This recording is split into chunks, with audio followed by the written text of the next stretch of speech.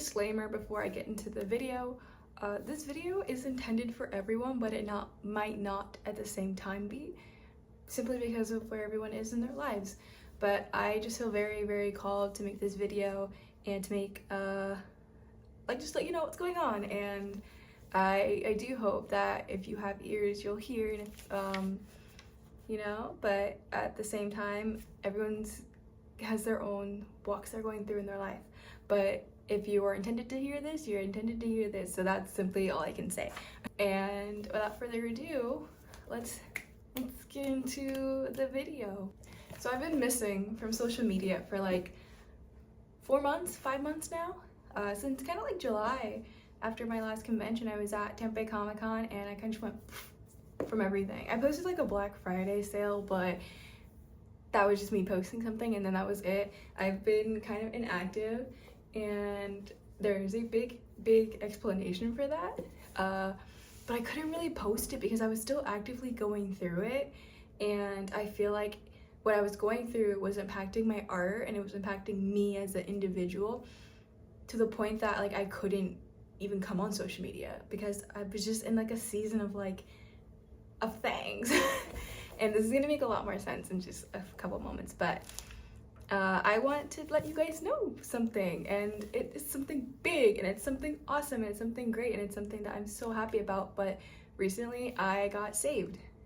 And what does that mean? No, I wasn't saved by a bird, a plane, Superman. No, I actually gave my life to Jesus, and it wasn't an overnight thing. It wasn't like it happened out of the blue. No, I actually fought it.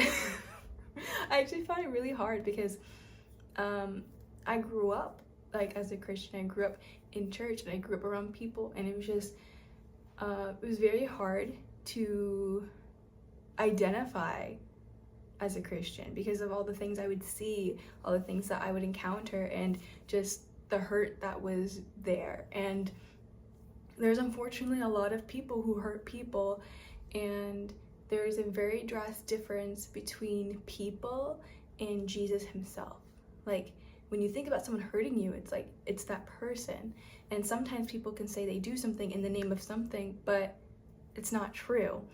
And that's what I went through. I know a lot of people can like understand that or feel that or resonate with that in some aspect, whether it's based on Jesus or based on something else completely.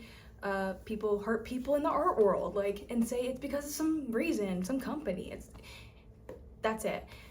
However, besides the point, following my last convention of the summer, I had a great summer conventions. I had so many great conventions. They were so awesome. They were beautiful, profitable, all those things. I came to a really dark place out of nowhere. And over the last 4 years since becoming an artist, doing conventions and stuff like that, and I say becoming an artist, I mean that as someone who's been doing art for money. I grew up doing art. I love art, and I have the hiccups. I love art, and over time with going to these conventions and doing commissions, doing business, doing those things, I basically lost my reason for art, my love for art, my passion for art. And a lot of people have burnout, and I feel like I was going through these seasons of really bad burnouts where I'd be up here, down here.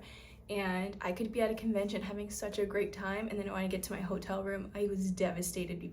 Just felt like it's not worth it. It's not worth anything. And I was like, what's the point of this? And I would get that way.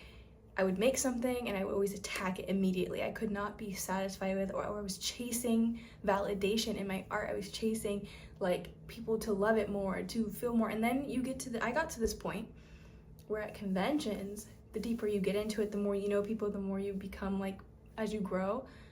I felt like it was just business. It was not even loving in the artist alley. That's what I experienced. I felt like people would say that they were very loving, and they had ulterior motives. They would come off friendly, and then it was all about numbers, and if your numbers didn't line up, you were meant nothing. And then that's how I started feeling about art. If I had a really good show, I'd be like, I'm a great artist, I'm doing great, I'm on top of the world. If I had a bad show, I'm terrible. I suck. I'll never make it in this industry. Oh. And a lot of the things I did make, I genuinely liked, but I would also get caught in this web of making things that I was just like, it's for money, or oh, this'll sell, or even the root of it. Even when I was making things that I liked, I could not even tangibly be like so happy with it. Even with the amazing project of the turtle duck plushies and all the things that came with it, you guys are so amazing, you're so kind, and you were so loving from the launch to now. Even at the root of it, I was like, what's the point of this? Like, why? Like, in a couple of years, in 4 or 5 years, it won't mean anything. And that's where I was at with everything. That's where I was at with comic writing. That's where I was at with going to the conventions. And I last year I was at, I think I did like 30 something conventions last year, and it burnt me out. And that's like, cause I did a lot. This year I did less than that, way less than that. And I stayed at home and I was working on art. I was pumping out art. I was on top of it. I'm putting this art out. Yeah, I got so many new things. Blah, blah, blah. All the projects I had planned, I stared at them. All the things I stared at them. And it just felt like empty, like hollowing, and I couldn't explain it.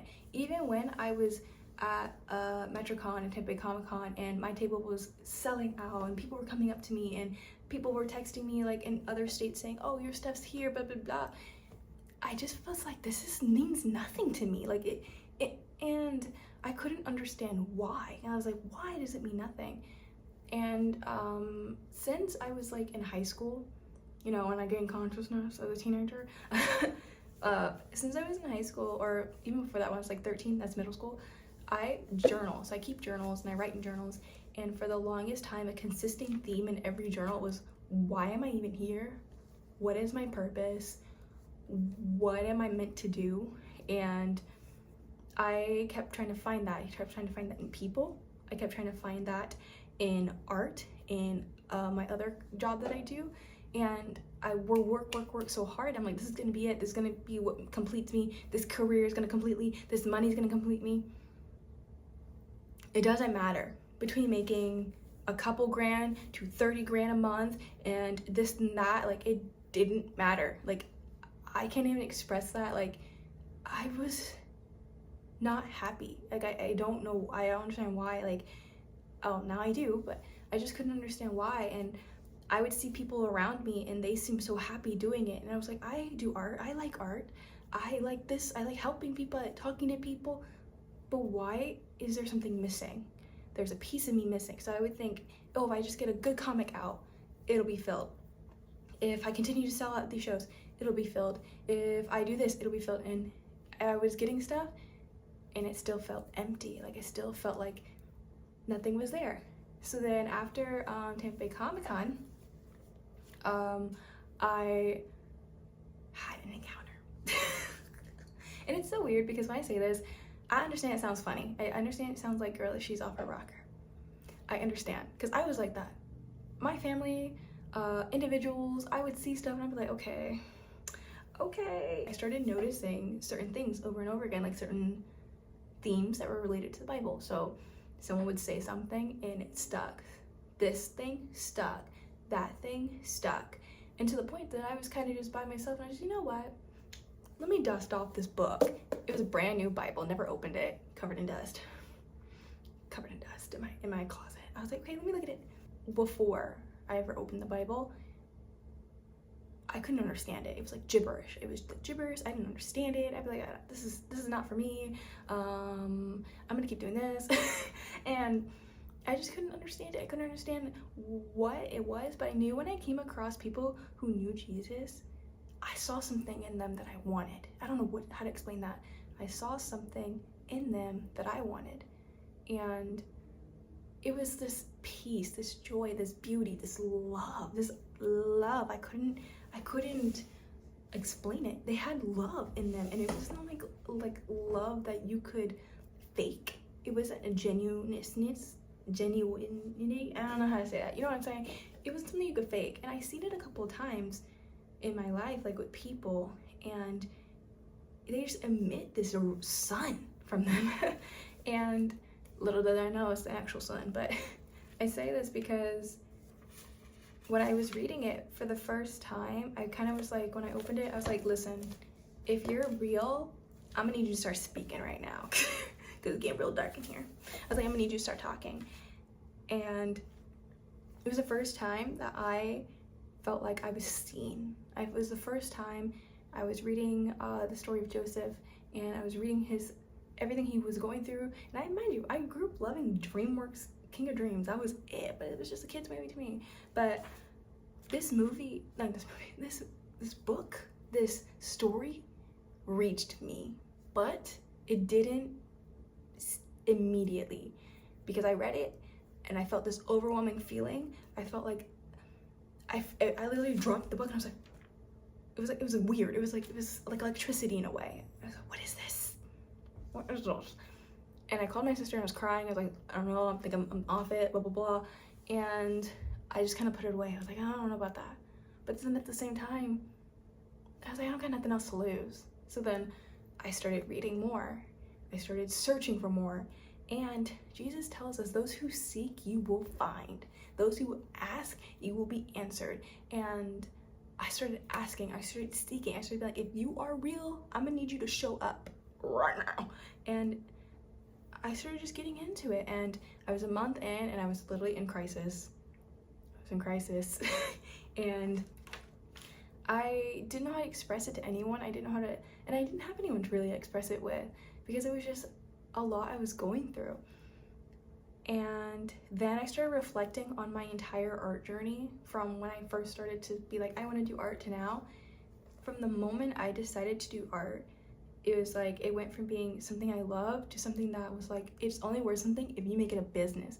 It's only worth something if you make money from it. It's only worth something, blah, blah, blah, the American dream. No. So in a biblical sense, we all get gifts. We all have different types of gifts, and art is a gift. It is a gift. It is something that you curate. It is something that you work on. It is something that some people are innately good at and some people learn to be good at, but it is planted in you. Like, it's just like some people are really good at gathering people together and talking to them and loving on them, and some people are really good with like communication, and some people are really good with comfort. And it's just different things that people are good at, that are like how you reach people, how you connect with people. Humans are meant to connect with one another. We're not meant to be in isolation. And I started to notice that, and I felt like my art was very me-centered. What's gonna get me money? What's gonna get me and ambition's not a bad thing, but when you start putting just you in the focus, you in the fold, and that's all your worth is based on, you lose that value. You lose it. And that's what I lost. I lost that value in it. But I also was trying to find out who I was as an individual, and that is not something that my husband could tell me, my friends could tell me, no one could tell me. And it took me, even now, this is like 5 months later, to continuously ask, what's my purpose? Because I was like, what's my purpose? What am I supposed to do here? Like, what am I supposed to be doing? And it was like a renewal process, because it didn't start with art. No. Restoration, like when I asked, like I literally asked Jesus, what do I do? What do I have to do to be healed? I feel like there's something in me that's just not there. And it's true. There's a hole there. It was just like, oh, well, there's some areas in you that aren't healed, and we're gonna fix those. We're gonna tweak those just a little bit. And it was not fun, not at all. There were things I did not want to touch. Like, I was going on 4 years no contact with my parents. 4 years. And a big thing with life is, with walking with Jesus, you cannot go on unforgiving people. You cannot, because it's simply not Christ-like. And it, not only that, it holds in your heart. Think about it. When you have a grievance against someone and you think of them, that grievance is reignited as if it first happened. And forgive me if I look tired. I did a 5K this morning, and I only had like 2 hours of sleep last night, so I'm a little bit tired. So I have like a notebook to keep on track, but I feel tired. And I did a good job though. It was so much fun. But yeah, and I felt like I would tell people I was fine, like I don't like my parents, I don't talk to my parents, blah blah blah blah. Any holiday, birthday, any type of thing that reminded me of them would break me. It would break me down immediately because it wasn't healed, it wasn't addressed, it wasn't something that was, you know, touched on. And being told to forgive them after all the stuff that I went through, that's a whole nother thing, that's a whole nother topic, that's a whole nother video. I was like, no, like, out of your mind, no thank you, not happening. But it didn't stop. It was like a nudge, like, hey, like, if you really want to be healed. And I was like, no. I found myself driving to their house. First time in 4 years, walking up the steps, and it was so scary. It was so scary because the last memory I have of them was not a pleasant one, and it was very scary. But in that moment, it was like just pure happiness, like pure love, and like it was like everything that was held here was wiped away, gone. Everything, it was gone. And I say this also, restoration, forgiveness does not always mean reconciliation. However, sometimes there is reconciliation, but remember, you can have boundaries. It's okay to have boundaries. It is okay to tell someone you forgive them, or just forgive them in your heart if you cannot reach them.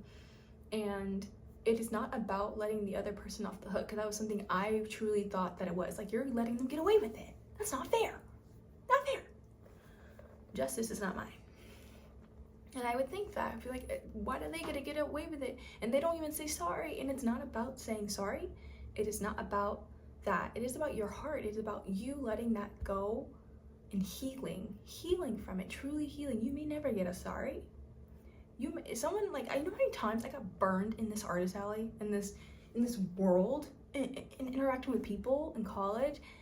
Dude, the people don't say sorry. Some people don't, and that's just, but people have their actions and their words pierce you. They hold on to you. You don't always let them go. I'll remember something someone said to me in the 5th grade, and it pierces my heart. And that's where he comes in, and he just kind of like, I'm gonna rebuild this corner, I'm gonna rebuild that corner, ooh, that one right there, let me just that. He just does those things. And it started there, and it started slowly snowballing. It started slowly, in a good way, like areas that were hurting is healing. And I started becoming happier, and I started becoming more lighthearted, and it was as if the clouds were going away. And not to say that they'll always be away, but in the same sense, like when I have hard days, I'm not alone. It's like he's with me. He's sitting with me. He's like, okay, we gonna get through this. It's fine. Category 5, fine.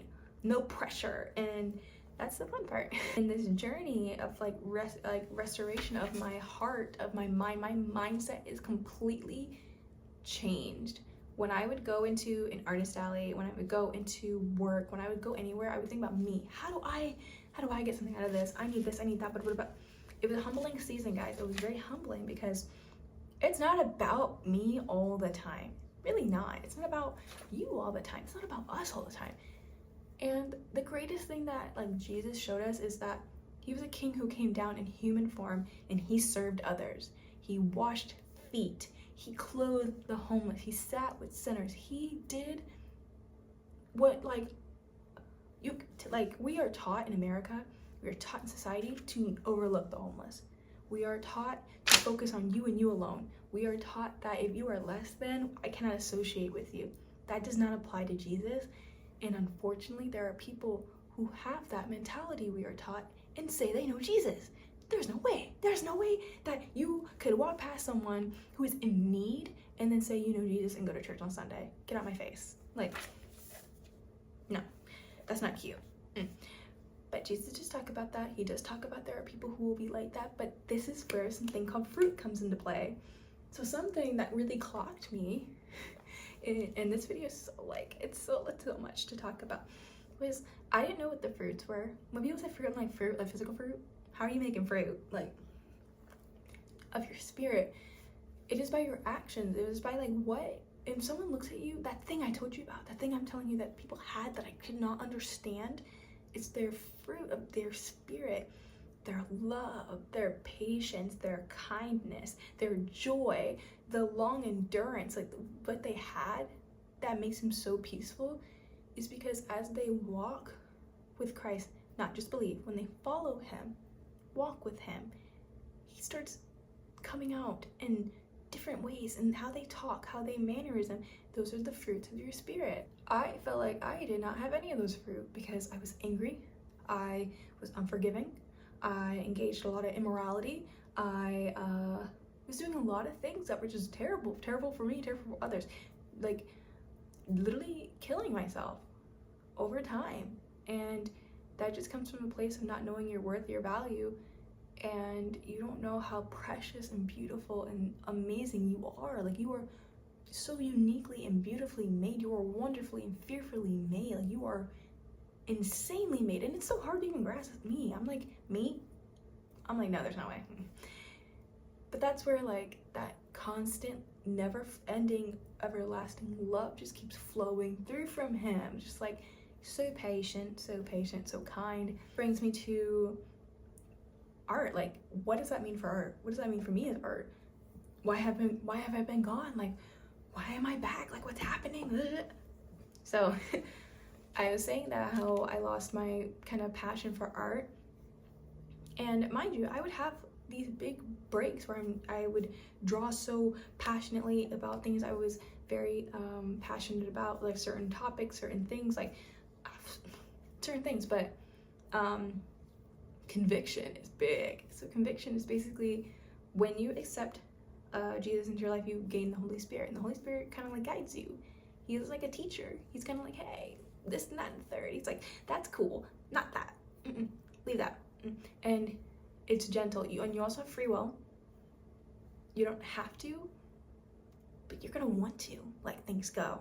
And the last year or so, my art kind of started changing into a way that was very hypersexualized, and because that brought me a lot of attention, that brought me a lot of sales, but it brought me an audience I did not like. And I will always say this, how the audience that I would attract always gave me the ick. But I give people grace at the same time, but as a girly pop, sometimes you don't want that kind of attention, and that's the attention I was attracting, but I couldn't fully commit to it, couldn't do it. And that's something I'm basically walking through, is like, how do I make art that I love 100%, but also instead of it being me, I can add him. So if I'm making art that's, say, it's not faith-based, I know that at the same time, I'm not alone in making it, and that passion, that love comes through it. So if I make something, I know that I made it and I love it, and that it was made in the presence of God. And then when people interact with me, I can either show them love in every aspect, I can communicate with them. Sometimes you can minister to people. It just depends. You never know how an act of kindness can change someone's entire perspective. How in maybe a moment when someone's asking you for help, you could tell them about Jesus.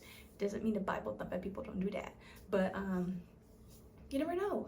And I feel like that whole perspective on, like, how do I bring him into the fold? How do I bring this amazing gift into the fold? Like, how do I bring this joy out? And that's where I was like, dude, what's my purpose? Like, and he says, your purpose in life is to believe in me and be like me. So I'm just like, what that mean?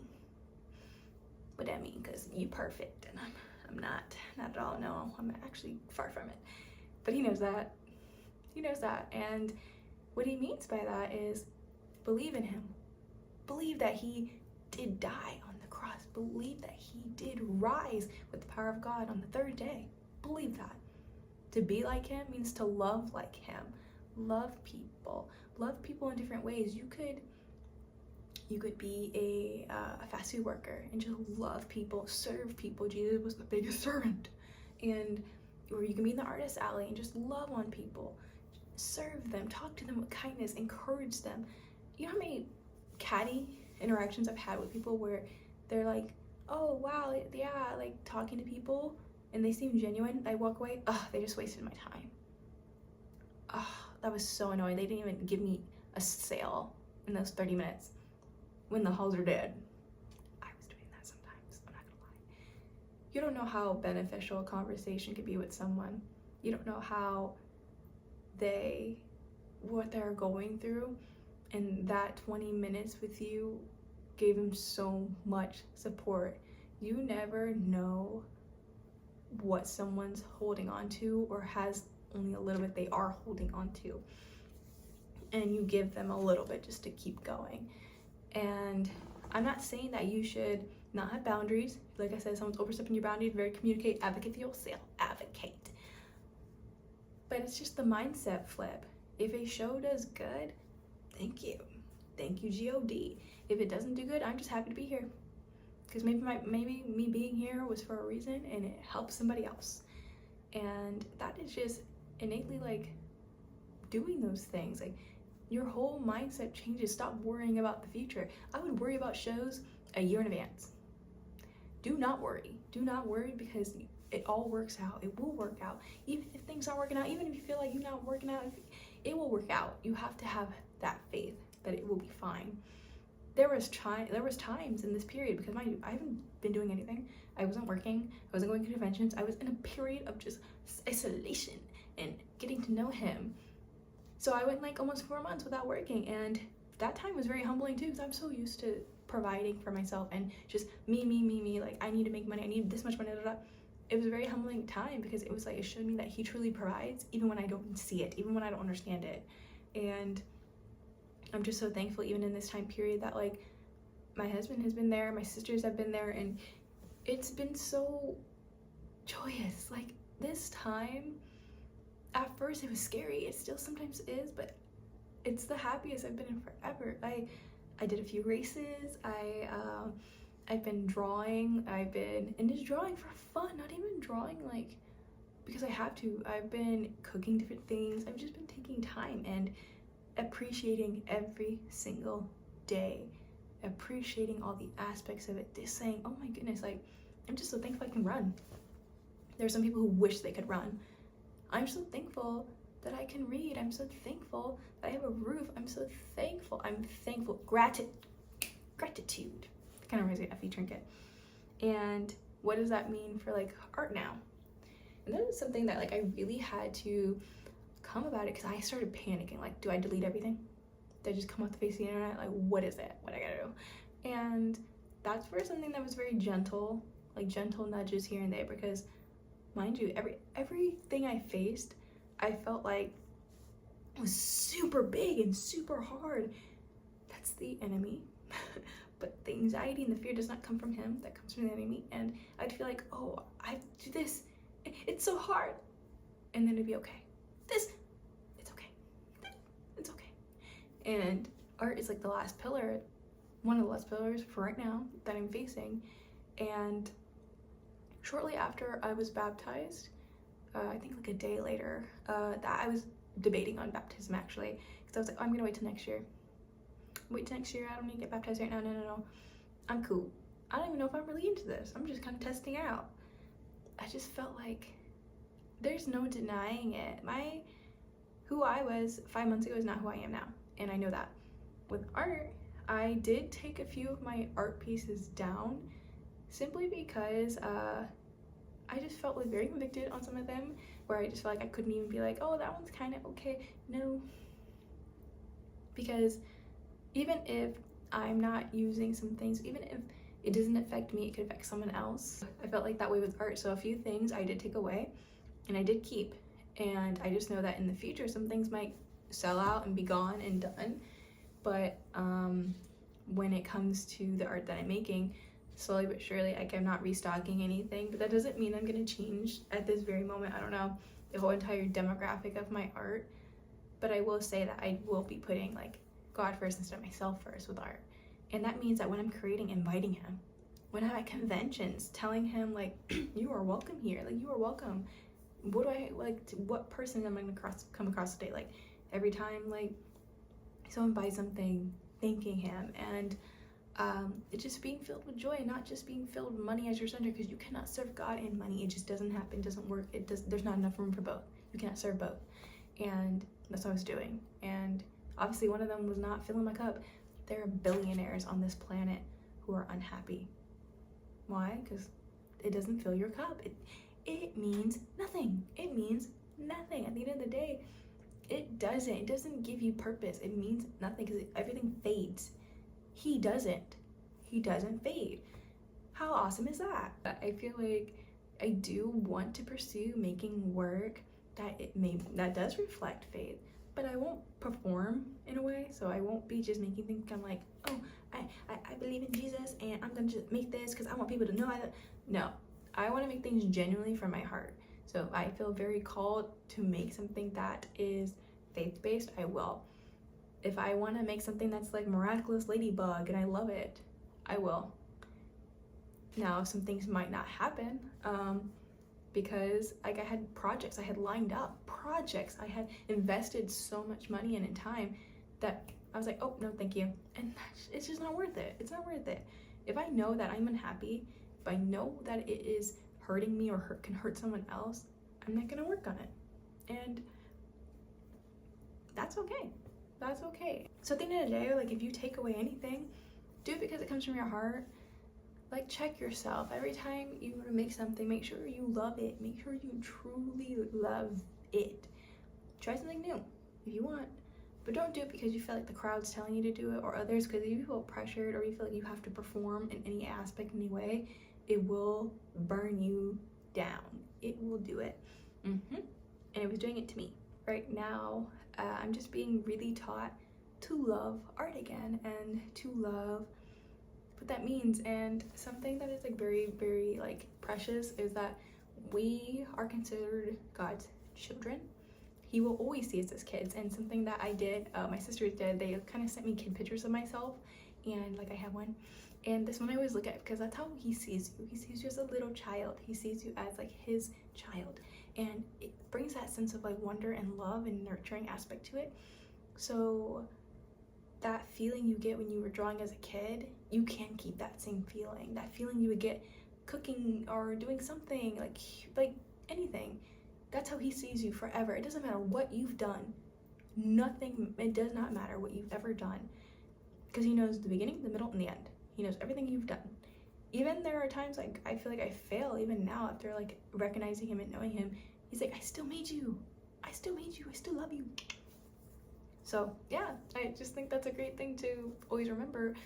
And during this season of me just re-loving art and re-finding that passion and that love and that will to do art, it's really shaped my mind and my aspect. I do foresee I don't really want to go to conventions in the future, next year at least. I'm thinking of taking a break from them because they really warped my entire mindset towards art, where I felt like I was working towards conventions and not the other way around, because conventions are amazing. There are some people who are full-time at it. That's their thing. That's what they do. Good for you, not for me. I was feeling like I was working always to the next convention, always working really hard. Like I have to do all the things now to make it to the next one, when really you should just be going to a convention to showcase your art that you're already making and connecting with people and loving with people. And that's what I felt when I first started. I just showed up. I didn't even think about any of the fandoms I made. I just was showing the stuff I love. And I hope that in the future when I do return to conventions, like I know I have MechaCon next year, but when I do return to doing conventions, that it comes from a place of love, that it comes from a place of truly enjoying the stuff that I'm making, that God is at my center, he's with me, he's backing me up, and that I'm happy. And even when I'm not happy, I know I'm not alone. And that is like the craziest part, because even right now, I kind of just feel very nervous making this video and putting this out here, but I feel just very called to, and just being very honest, because things will change. Like things are going to change. They're ever changing. Life's ever changing. And I feel like when people interact with me in the future, it'll be very different. And when I post art or do things, it'll be very different. It will not look the same. And I want that to shine through. At first I didn't, because I didn't want people to treat me differently, but that's life. I can't control how everyone perceives me, and it doesn't matter at the end of the day how people perceive me. I care about how God perceives me, how Jesus sees me. And what's the point of inheriting everything in this world if you lose your soul? What's the point of pleasing like man, like pleasing you guys if I'm not seeking him first. So you come second. Like, I love you, I am going to love you, and I'm gonna be there for you. If you need anything, I got you. But your approval doesn't matter to me. It doesn't, and that's something I have to keep telling myself every day, because this is a very hard video to sit here and talk about. This fear leading up to, like, right now, he's been slowly working on, because in Joshua 1:9, he tells us, be strong and courageous, do not be afraid, do not be discouraged, for the Lord your God will be with you wherever you go. Wherever you go, in the trenches, out of the trenches, in the hills, in the valley, in the shadow of death, fear no evil. Fear no evil. And I fear it. I was feeling a lot. I was feeling people, rejection, still to the point that I was about to shut every account down, and I was getting to the point where I was ready just to walk away, not show up anywhere. And I started feeling like, yo, if this is not for me, tell me. And I was signing up for my master's. I was going on the deep end, and I got basically a revelation saying, I just want you to enjoy what you're doing and to love me as well. And I was like, okay.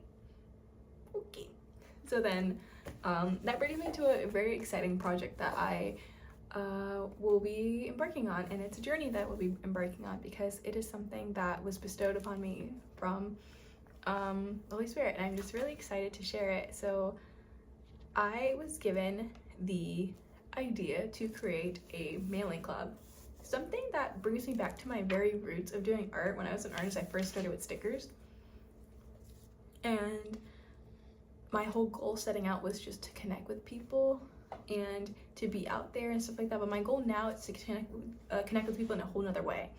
That's what I want you to know. That's what he wants you to know. And through this mail exchange, this cute, intimate letter that you get every month, it is a breakdown of the scripture. It is a prayer for you. There will be stickers, there will be letter cards, sometimes recipes, sometimes mini comics, because I still love comic making. I still love, like, different aspects. I have so many different things I want to include, but I don't want to limit myself, because each month I want to be led in what I want to show you. And I will be posting a more in-depth video on the Heart Exchange Club, and I will be posting a few things on my Instagrams, and signups will go live. You will have an extended period of time to sign up for the first month, which is in January. So yeah, I think that it'll be a great journey, and I'm very excited because it's new and it is something that I have been working on for a couple months now, and it is going to be beautiful. And I am so excited to connect with you and to break things down for you, and just to love on you and be there for you, and to hopefully whoever sees this, it reaches you. And I just want you to know, you don't have to work for it. You do not have to work for it. A lot of people get caught up, like, I have to be this, look this way, I have to act this way. You don't have to do anything. You don't have to do anything. You can want to do some things because you were led that way, but you do not have to do anything but just believe and to love. That is it. Baseline. Period. And that love transforms you. Like, it transforms you. So I just hope that you feel it too. If not today, maybe tomorrow, or sometime soon. So yeah, so that is what your girl has. That's what I've been going through. That's where I've been. And if you just see the changes, just know that's what's up. Click it. Yeah, so I just pray that you all do really well and have a great day, a wonderful, safe, and blessed day. Yeah, and I will see you in the new year, Lord's willing. All right, bye.